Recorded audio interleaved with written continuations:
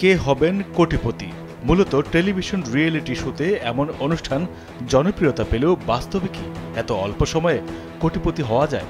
Reality show এর মতোই শর্টকাটে কোটিপতি হয়ে বিলাসী জীবন কাটিয়ে বেশ আলোচনায় রাজধানী উন্নয়ন কর্তৃপক্ষ রাজুকের সহকারী প্রকৌশলী আব্দুল করিম। অভিযোগ আছে, রাজুকের অধিকাংশ কর্মকর্তা কর্মচারী প্রতিযোগিতায় নামেন সবার আগে কে হবেন কোটিপতি, আর শর্টকাটে কোটিপতি হওয়ার দৌড়ে যারা এগিয়ে তাদেরই একজন আব্দুল করিম। তবে এই করিমের বিরুদ্ধে রয়েছে অন্তহীন অভিযোগ।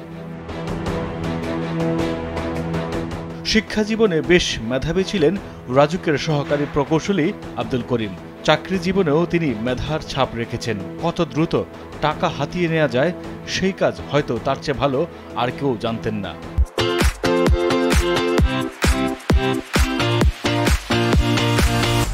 আর্থিক কেলেঙ্কারির পর এবার একটি মাদক সেবনের ভিডিও ভাইরাল হয়েছে সামাজিক যোগাযোগ মাধ্যমে। অভিযোগ রয়েছে, খোদ বনানীর রাজুক কোয়ার্টারে বসে নিয়মিত মাদকের আসর জমান করিম।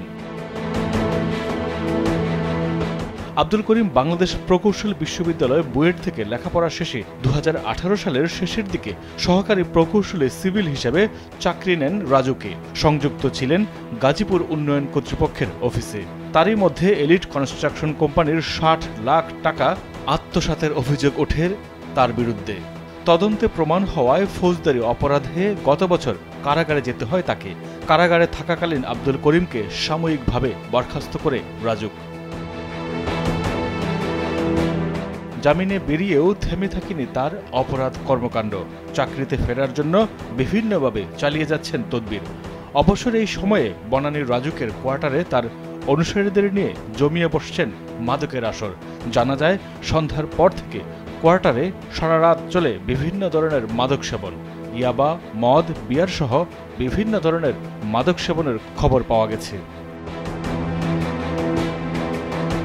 নাম প্রকাশ না করার শর্তে রাজুকের এক কর্মকর্তা বলেন, চাকরির মাত্র 5 বছরেই করিম গড়েছেন সম্পদের পাহাড়। টেন্ডার বাণিজ্য, নিয়োগ বাণিজ্য, ঠিকাদারদের থেকে ঘুষ কমিশন, ব্যবসায়িক চুক্তি ও অবৈধভাবে লেনদেন করে গড়েছেন বিপুল সম্পদ। নামে বেনামে ঢাকাসহ গ্রামের বাড়ি রংপুরে রয়েছে আব্দুল করিমের কোটি টাকার সম্পদ। আব্দুল করিমের অপরাধ নিয়ে জানতে চাইলে রাজুকের পরিচালক প্রশাসন মোহাম্মদ মমিন উদ্দিন বলেন, টাকা আত্মসাতের মামলায় চাকরি বিধিমালা অনুযায়ী সাময়িক বহিষ্কার আছে করিম। তার অনিয়ম খতিয়ে দেখছে দুর্নীতি দমন কমিশন দুদক।